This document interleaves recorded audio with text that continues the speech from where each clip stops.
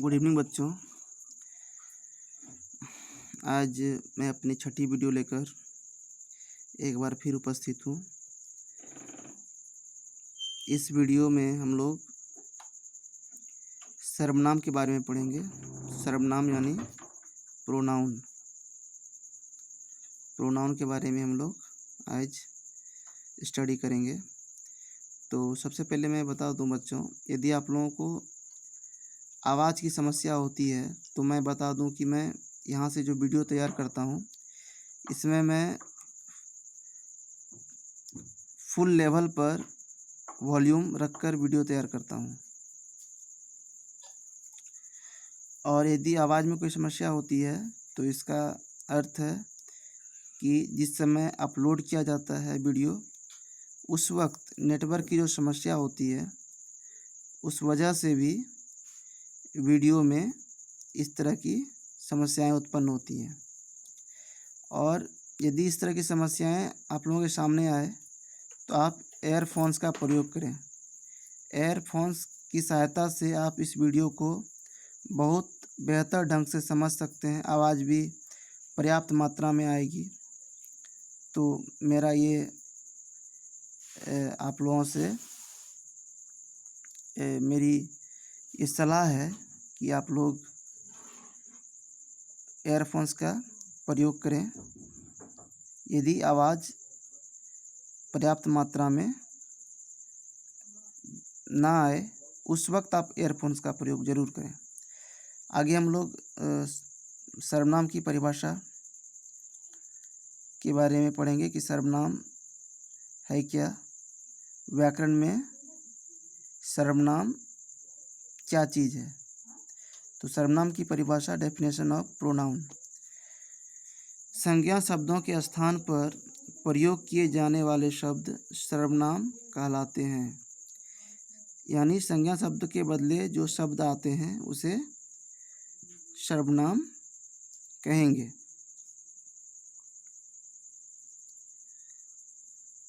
जैसे मैं, हम, तुम लोग, आप लोग, वह इत्यादि।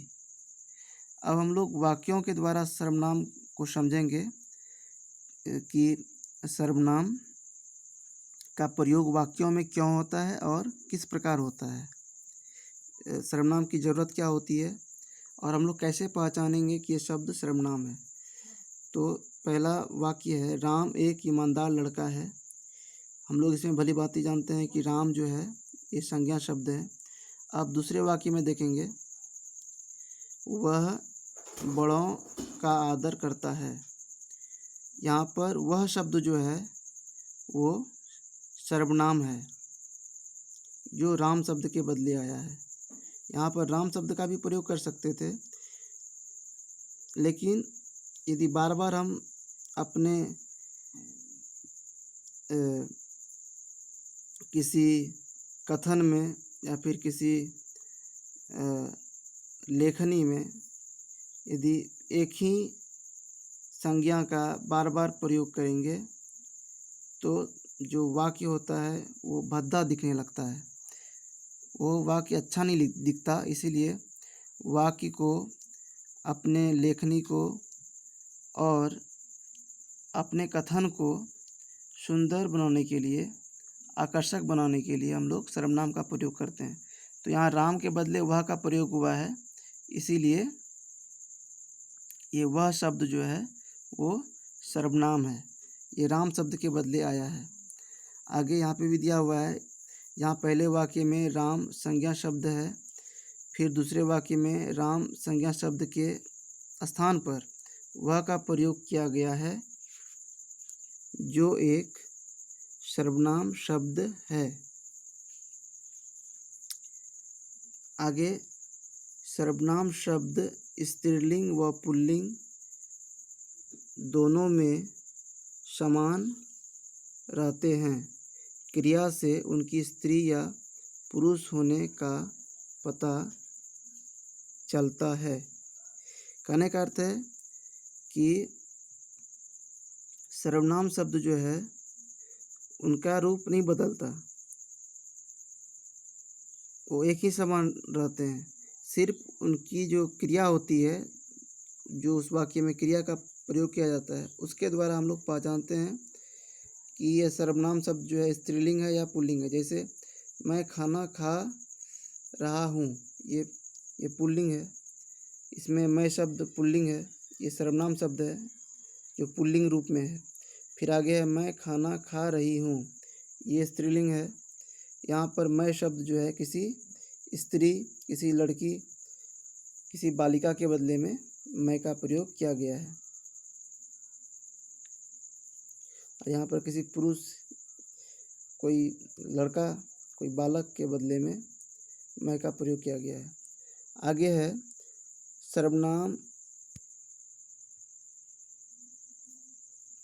सर्वनाम शब्दों में भी एक वचन तथा बहुवचन रूप होते हैं। कैसे होते हैं हम लोग यहाँ पर उसके बारे में पढ़ेंगे। यहाँ पे एक वचन रूप दिया गया है सर्वनाम का, जैसे मैं, तुम, वह, यह, उसे, इसे। ये किसी एक व्यक्ति को संकेत कर रहा है।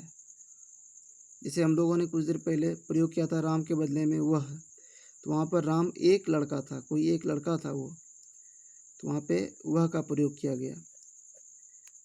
मैं भी किसी एक व्यक्ति के लिए प्रयोग होता है, तुम भी, यह, उसे, इसे। कोई एक व्यक्ति या कोई एक वस्तु के लिए जो हम लोग सर्वनाम प्रयोग करते हैं तो उसमें से ये सर्वनाम आएंगे। ये सभी सर्वनाम एक वचन में किसी एक व्यक्ति के लिए प्रयोग होते हैं, एक व्यक्ति या वस्तु के लिए। आगे बहुवचन रूप, हम, तुम सब, वे, ये, उन्हें, इन्हें, ये सब बहुवचन रूप हैं सर्वनाम के। इसमें एक से अधिक व्यक्ति का बोध होता है। ये सब सर्वनाम के बहुवचन रूप हैं। तो सर्वनाम में एक वचन भी होते हैं और बहुवचन भी होते हैं। आगे सर्वनाम के भेद, काइंड्स ऑफ प्रोनाउन। सर्वनाम के भेद, सर्वनाम के 6 भेद होते हैं। इसमें से पहला है पुरुषवाचक सर्वनाम, जिसे हम लोग पर्सनल प्रोनाउन कहते हैं। आगे है निश्चयवाचक सर्वनाम, जिसे हम लोग डिफिनिट प्रोनाउन कहते हैं। आगे अनिश्चयवाचक सर्वनाम, जिसे हम लोग इंडिफिनिट प्रोनाउन कहते हैं। आगे है संबंधवाचक सर्वनाम यानी रिलेटिव प्रोनाउन। पांचवा है प्रश्नवाचक सर्वनाम, इंट्रोगेटिव प्रोनाउन, इसमें प्रश्न के रूप में सर्वनाम का प्रयोग किया जाता है। आगे नीचवाचक सर्वनाम, जिसे रिफ्लेक्टिव प्रोनाउन भी कहते हैं।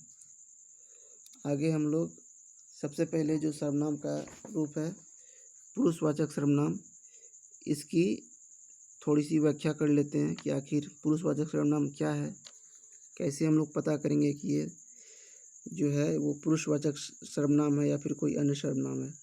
तो इसकी परिभाषा है, जो सर्वनाम शब्द बोलने वाले, सुनने वाले या किसी अन्य व्यक्ति के लिए प्रयोग में लाए जाते हैं उन्हें पुरुषवाचक सर्वनाम कहते हैं। जैसे मैं, तुम, वह, वे आदि। कहने का अर्थ है कि जो सर्वनाम जो है बोलने वाले के लिए या फिर सुनने वाले के लिए या फिर किसी अन्य व्यक्ति के लिए प्रयोग किया जाए उसे पुरुषवाचक सर्वनाम कहते हैं। जैसे मैं, तुम, वह, वे आदि, ये पुरुषवाचक सर्वनाम के उदाहरण हैं।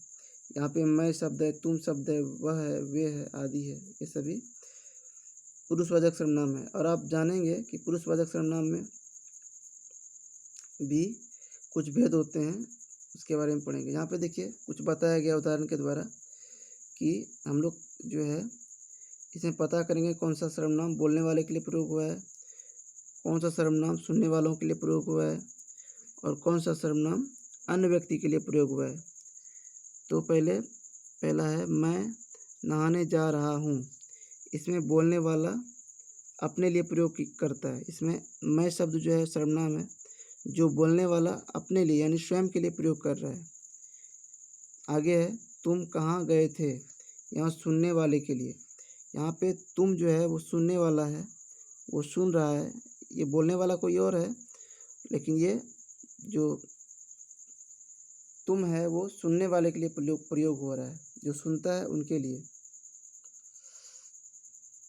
और फिर वह स्कूल से लौट रही है, इसमें अन्य व्यक्ति के लिए, कोई अन्य बालिका है जो स्कूल से आ रही है, उसको बताने के लिए यहाँ पे वह का प्रयोग हुआ। आगे हम लोग देखते हैं पुरुषवाचक सर्वनाम 3 प्रकार के होते हैं। इसमें भी 3 प्रकार है पुरुषवाचक सर्वनाम में भी। तो पहला है उत्तम पुरुष, जिसमें मैं, हम, हमने, मेरी, मेरा। फिर है मध्यम पुरुष, इसमें तुम, तुम्हारा, तेरा, तेरी। आगे अन्य पुरुष है, उसमें है यह, वह, वे, उसका, उसकी। यानी ये 3 तरह के हो गए। उत्तम पुरुष हो गए, मध्यम पुरुष हो गए, अन्य पुरुष हो गए। तो आगे उत्तम पुरुष में क्या है, उत्तम पुरुष के बारे में समझेंगे क्या है। उत्तम पुरुष में कौन से सर्वनाम आएंगे?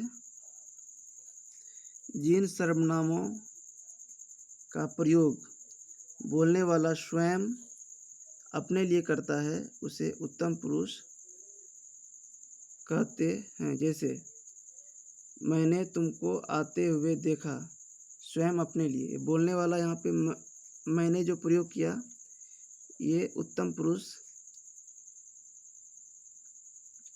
में प्रयोग हुआ। ये जो है अपने लिए प्रयोग कर रहा है, स्वयं को बताने के लिए। किसने देखा? तो मैंने देखा। आगे हमें अपने देश पर गर्व है, ये भी स्वयं अपने लिए। जो बोल रहा है वो स्वयं को बता रहा है, उसमें वह भी शामिल है।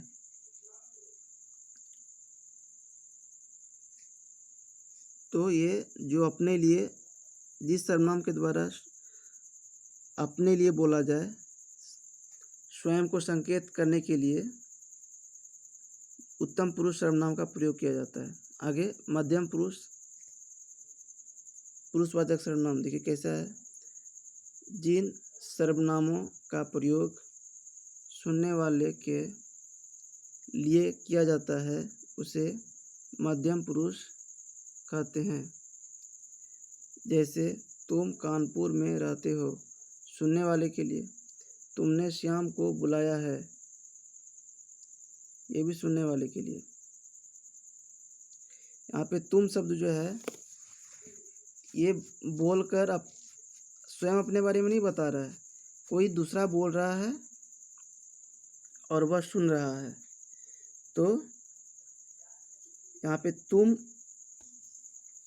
यहाँ पर जो तुम है और तुमने है, ये दोनों शब्द जो है वो मध्यम पुरुष पुरुषवाचक सर्वनाम में आएंगे। आगे अन्य पुरुष, जिन सर्वनामों का प्रयोग बोलने वाला किसी अन्य के लिए करता है उसे अन्य पुरुष कहते हैं। जैसे यह नाच रहा है, किसी अन्य के लिए। उसने खाना खाया, किसी अन्य के लिए। यानी बोलने वाला कोई और है, सुनने वाला भी कोई और है, लेकिन बोला किसके बारे में जा रहा है?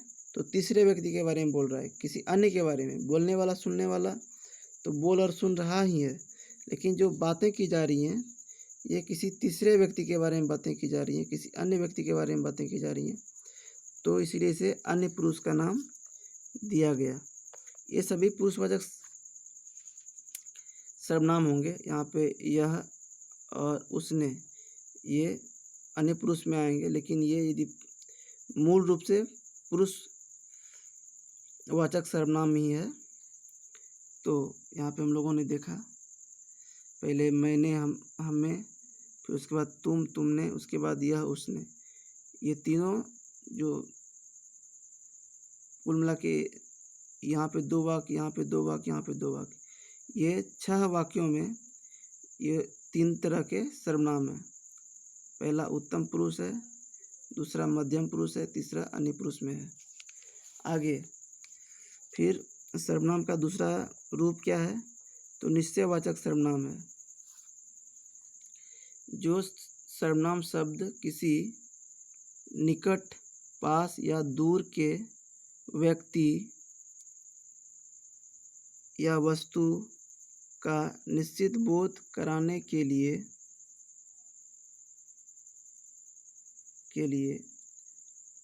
प्रयोग किया जाता है, उसे निश्चयवाचक सर्वनाम कहते हैं। इनको संकेतवाचक सर्वनाम भी कहा जाता है, जैसे ये, वे, इस, उस, इसने, उसने आदि। इससे किसी व्यक्ति या वस्तु के बारे में निश्चित पता चलता है, इसीलिए इसे निश्चयवाचक सर्वनाम कहते हैं। जैसे इसका उदाहरण हम लोग यहाँ पे देख लेंगे। यह खिलौना डॉली का है। यहाँ पर यह जो शब्द है वो सर्वनाम है, जो खिलौना के बारे में ठीक ठीक बता रहा है। तो कौन सा खिलौना? तो यह खिलौना, जिस पर जो संकेत किया जा रहा है, यह खिलौना जो संकेत के द्वारा बताया जा रहा है। तो यहाँ पे यह जो है वो सर्वनाम है। और किस प्रकार का सर्वनाम है? तो निश्चयवाचक। आगे फिर है वह। वह में जो है ये भी सर्वनाम है। इसमें भी पता चल रहा है कौन सा मकान, तो वह मकान। और फिर इसे संकेत करने के लिए भी प्रयोग किया जाता है, संकेत, इसीलिए इसे सांकेतिक सर्वनाम भी बोलते हैं, संकेतवाचक। पास की वस्तु के लिए यहाँ पे जो है यह का प्रयोग हुआ, फिर दूर की वस्तु के लिए वह का प्रयोग हुआ। तो यहाँ पर एक तरह से बोला जाए तो ये संकेतवाचक सर्वनाम भी कहा जाएगा। यानी दोनों बातें याद रखनी है। सबसे पहले तो याद रखनी है कि निश्चयवाचक है, और फिर दूसरा ये कि संकेतवाचक है। आगे अनिश्चयवाचक सर्वनाम। जिन सर्वनाम शब्दों से किसी व्यक्ति या वस्तु के विषय में निश्चित रूप से कुछ पता नहीं चलता, उन्हें अनिश्चयवाचक सर्वनाम कहते हैं, जैसे कोई, कुछ, किसी आदि। इससे जो व्यक्ति या वस्तु के बारे में ठीक ठीक पता नहीं चलता है। जैसे दिल्ली से कोई आ रहा है, व्यक्ति के बारे में कुछ भी पता नहीं, यानी स्पष्ट पता नहीं है कि कौन सा व्यक्ति है। आगे दूध में कुछ पड़ा है, वस्तु के बारे में निश्चित जानकारी नहीं, यानी दूध में क्या पड़ा है, क्या गिरा है, उसके बारे में कोई पता नहीं है। इसलिए यहाँ पे कोई शब्द, यहाँ पे कुछ शब्द और यहाँ पर कोई शब्द, ये दोनों शब्द जो है अनिश्चित वाचक सर्वनाम कहलाएंगे। ये कौन सा सर्वनाम है? तो अनिश्चयवाचक सर्वनाम, इसे अनिश्चयवाचक सर्वनाम कहेंगे। आगे चौथा है संबंधवाचक सर्वनाम। जिस सर्वनाम शब्दों से वाक्य में आए दूसरे संज्ञा या सर्वनाम शब्दों के बीच संबंध स्थापित होता है, उसे संबंधवाचक सर्वनाम कहते हैं। जैसे जो, सो, जैसा, वैसा, जहाँ, वहाँ, जिसकी, उसकी आदि। इसका प्रयोग प्रायः जोड़ा में होता है। जोड़ा मतलब जो जहाँ पे है वहाँ पे सो का भी प्रयोग होगा, जैसा है वहाँ पे वैसा का प्रयोग होगा, जहाँ है वहाँ पे वहाँ का प्रयोग होगा, जिसकी है जहाँ पे उसकी का प्रयोग होगा। दोनों मतलब पेयर में, जोड़ा में प्रयोग होता है। आगे हम लोग समझेंगे कि संबंधवाचक सर्वनाम आखिर है क्या।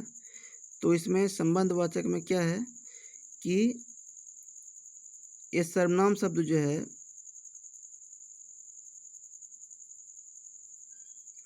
एक सर्वनाम शब्द दूसरे सर्वनाम शब्द की जो दोनों के बीच में जो संबंध है उसके बारे में बताता है, या फिर कोई संज्ञा है उसके संबंध के बारे में स्पष्ट जानकारी देता है। जैसे यहाँ पे वह कौन है जो खड़ा होकर खा रहा है, यहाँ पे जो शब्द जो है वो संबंध है, ये संबंध बता रहा है वह शब्द से। ये जो शब्द सर्वनाम है संबंधवाचक है जो इस शब्द से संबंध बता रहा है, यानी दोनों शब्द एक दूसरे के लिए प्रयोग हुआ है। वह कौन है जो खड़ा होकर खा रहा है, यानी खड़ा होकर खाने की बात जो है ये वह के लिए ही हो रही है। यहाँ पे संबंध, ये शब्द इस शब्द से संबंध स्थापित कर रहा है। आगे, जो खड़ा है वह मेरा भाई है। जो और वह जो है एक दूसरे से संबंध स्थापित कर रहा है, यानी दोनों एक ही व्यक्ति के लिए प्रयोग हो रहा है। तो दोनों सर्वनाम जो है, ये भी सर्वनाम है, ये भी सर्वनाम है, तो ये दोनों संबंधवाचक सर्वनाम में आएंगे। आगे है 5वां है प्रश्नवाचक सर्वनाम। जिन सर्वनाम शब्दों का प्रयोग किसी व्यक्ति या वस्तु के बारे में प्रश्न करने के लिए किया जाता है उसे प्रश्नवाचक सर्वनाम कहते हैं। जैसे क्या, कैसे, क्यों, कौन, कहाँ, किसे, किसने, किस लिए आदि। इसका प्रयोग करके हम लोग वाक्य में प्रयोग करके हम लोग पता करेंगे। तुम कहाँ रहते हो, यहाँ पर कहाँ शब्द जो है किसी जगह के लिए आया है, प्रश्न के रूप में आया है किसी जगह के नाम के बदले। तो ये सर्वनाम है, क्योंकि ये संज्ञा के बदले में आया है। तो कैसा सर्वनाम है, तो प्रश्नवाचक सर्वनाम है। फिर वहाँ दूसरे वाक्य में देखेंगे, क्या वह दुबला पतला है, तो यहाँ पे क्या जो है किसी व्यक्ति के बारे में आया है, इसलिए क्या शब्द जो है वो प्रश्नवाचक सर्वनाम में होगा। आगे 6ठा है निजवाचक सर्वनाम। जिस सर्वनाम शब्द का प्रयोग बोलने वाला स्वयं के लिए करता है, अर्थात जिससे अपनेपन का बोध होता है, उसे निजवाचक सर्वनाम कहते हैं। जैसे अपने आप ही, स्वयं ही, खुद आदि। अब इसको वाक्य में समझेंगे। वह अपने आप आया और चला गया, मतलब जो कार्य किया जाता है वो स्वयं करने का जो बोध होता है, जो बोध कराता है, जो सर्वनाम स्वयं करने का बोध कराए जो सर्वनाम, उसे निजवाचक सर्वनाम कहते हैं। जैसे वह अपने आप आया, वो स्वयं आया, किसी ने उसे बुलाया नहीं। तो यहाँ पे आने का जो बोध है वो स्वयं हो रहा है। आगे है अपना काम स्वयं करना चाहिए। यहाँ पे स्वयं शब्द से भी जो है ये स्वयं शब्द यहाँ पे, और यहाँ पे अपने आप शब्द जो है ये सर्वनाम है, निजवाचक सर्वनाम है जो किसी कार्य को स्वयं करने का बोध करा रहा है। जैसे मैंने खुद